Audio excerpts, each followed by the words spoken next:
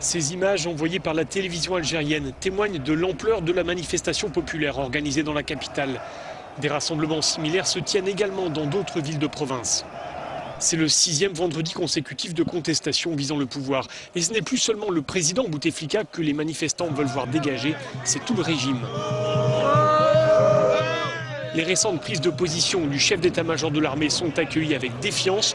De nombreux Algériens craignent que les caciques du régime cherchent à court-circuiter le mouvement de contestation. Dans les slogans, un même message, c'est le peuple qui doit décider. On le pressentait, les Algériens sont descendus très nombreux dans les rues manifester ce vendredi, jour de repos hebdomadaire, pour réclamer une fois de plus le départ d'Abdelaziz Bouteflika. Monsef Haït Kassi, vous êtes à Alger, c'est une marée humaine dans les rues de la capitale algérienne.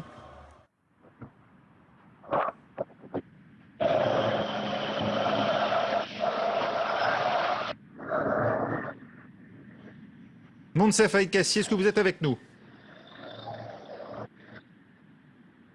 Et on va revoir en tout cas en images les événements de cette journée.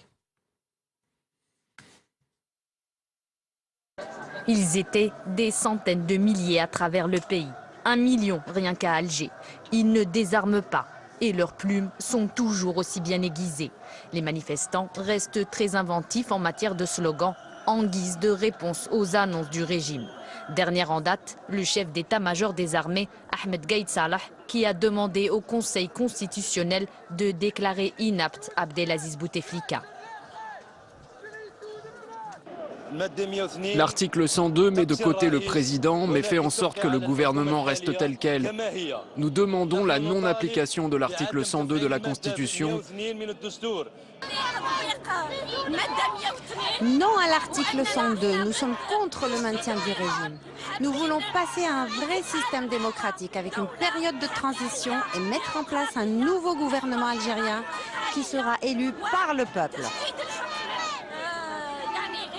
Après 6 semaines, la pression de la rue se poursuit. Les Algériens martèlent qu'ils veulent faire table rase du régime actuel.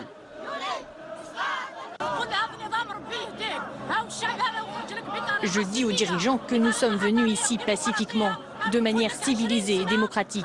20 ans, c'est trop, partez. L'Algérie a des hommes compétents pour diriger le pays. Pourquoi voudriez-vous les étouffer dans leur propre pays? Notre jeunesse a repris espoir. Laissez-les respirer. De plus en plus d'Algériens commencent à s'interroger sur la suite de leur mouvement et sur la façon de traduire cette contestation populaire en action politique. Et j'ai le plaisir d'accueillir à mes côtés Farid Alilad, journaliste à Jeune Afrique, spécialiste de l'Algérie. Bonjour. Bonjour. Vous avez écrit une enquête à paraître la semaine prochaine dans Jeune Afrique, la chute de la maison Bouteflika. On le voit, le roi est nu.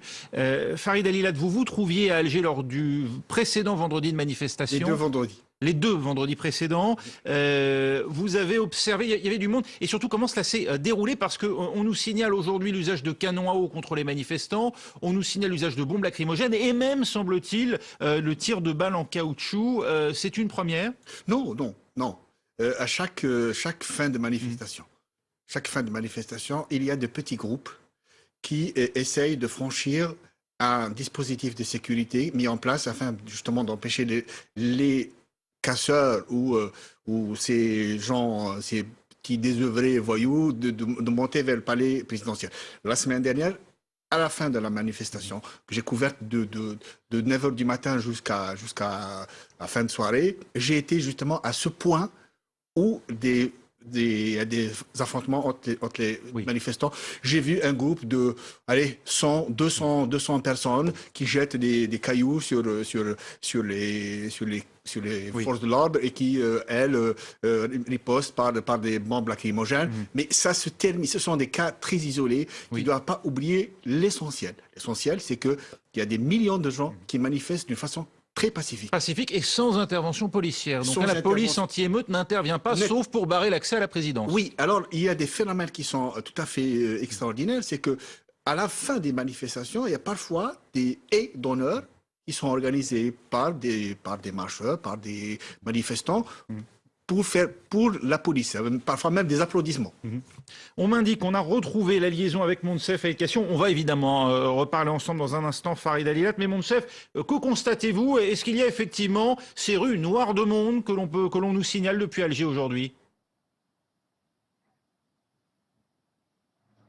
Tout d'abord, alors je me trouve actuellement dans la rue et il est vraiment dommage que la connexion soit fortement perturbée. Autrement, nous vous aurions montré la foule qui commence à disperser en signe de respect pour ces marches pacifiques où les manifestants finalement doivent rentrer avant 18h chez eux.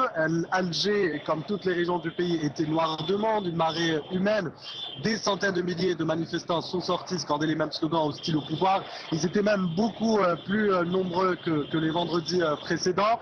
À l'heure où je vous parle, il est vrai qu'il y a eu quelques tirs de gaz lacrymogène, mais sans incident aucun. C'est finalement pour disperser les foules qui doivent rentrer, chez elles. On a remarqué un slogan qui retentissait plus souvent aujourd'hui, c'est cette demande d'appliquer l'article 7 qui stipule que la souveraineté appartient exclusivement au peuple. En gros, des centaines de milliers de personnes sont sorties dans la rue, toujours pacifiquement, ambiance bon enfant.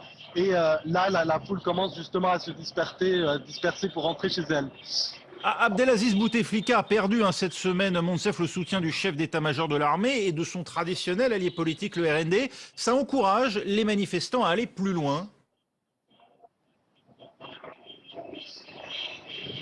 Oui, puisque au final, les manifestants qui étaient aujourd'hui dans la rue ont rappelé qu'ils voulaient et qu'ils insistaient sur le fait que le système doive partir. Ils demandent le départ complet du système, malgré tous les rebondissements, y compris la demande du général Ahmed Gaïd Salah, qui appelait à l'application de l'article 102, sauf que les manifestants aujourd'hui ont insisté sur le fait d'être présents durant toute la semaine qui va venir, y compris le vendredi. Rien ne semble les arrêter pour faire entendre leurs revendications. On assiste à des rebondissements de la part des autorités, mais aussi de la part des manifestants qui disent dans la rue aujourd'hui qu'ils ne sont pas dupes et qu'ils comptent continuer leur engagement jusqu'à ce qu'ils se fassent comprendre. Merci Moncef Haït-Kassion, direct d'Alger. Farid Alilat, face à cette foule qui visiblement ne désarme pas, cela fait 6 vendredis consécutifs. 5. Dans quelle situation, dans quel état d'esprit se trouve aujourd'hui la maison Bouteflika? Je crois qu'on est en train d'assister à la fin du système de Bouteflika. C'est quoi le système Bouteflika? C'est d'abord lui, le président, sa famille, toutes les structures qui sont autour de lui, les hommes, les partis de l'alliance présidentielle. Et bien sûr, le patron de l'armée qui a toujours été d'un soutien sans faille au chef de l'État. Or, toute cette structure, tous ces hommes sont en train de s'effondrer, se sont effondrés. C'est-à-dire les partis de l'alliance présidentielle, ceux qui demandaient au chef de l'État de faire un 5e mandat, aujourd'hui se sont retournés contre lui et demandent l'application de l'article 102.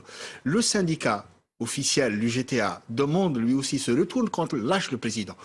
Le FCE, c'est-à-dire le patronat qui soutient financièrement le président, il vient de démissionner. C'est le chef d'état-major, bien sûr. Mais alors comment expliquez-vous que Abdelaziz Bouteflika, lui, est toujours là? Je crois qu'on se méprend sur l'obsession du chef de l'État à rester en poste. Oui, le chef de l'État est obsédé par le fait de durer. Et je ne pense pas, tel que je connais un peu Bouteflika, je ne pense pas, il n'est pas le genre à céder à la pression. Il n'est pas le genre à partir. C'est lui qui décide aujourd'hui encore? Oui, c'est lui qui décide, mais il ne décide pas seul. Il y a autour de lui la fratrie, c'est-à-dire son frère Saïd Bouteflika, qui a aujourd'hui encore tout le pouvoir qu'on lui prêtait il y a peu encore, alors que clairement les manifestants ont exprimé le souhait de le voir partir lui aussi. Mais quand les manifestants demandent le départ du chef de l'État et du système, c'est-à-dire que tout ce système qui est là depuis 20 ans et bien avant. Donc, je disais que aujourd'hui, le chef de l'État se retrouve seul avec sa famille, mais absolument seul. C'est-à-dire que tout ce qu'il a bâti autour de lui s'est écoulé. C'est-à-dire que Bouteflika a mis 20 ans à mettre en place le système. Celui-ci s'est écoulé en 5 semaines.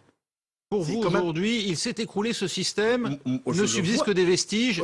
Oui, mais la preuve, il n'y a absolument aucun responsable, aucun parti capable de défendre le chef de l'État. Oui, mais pas non plus capable de le faire partir. Qu'attend l'armée, qu'attend le FLN éventuellement demain pour lui trouver un successeur?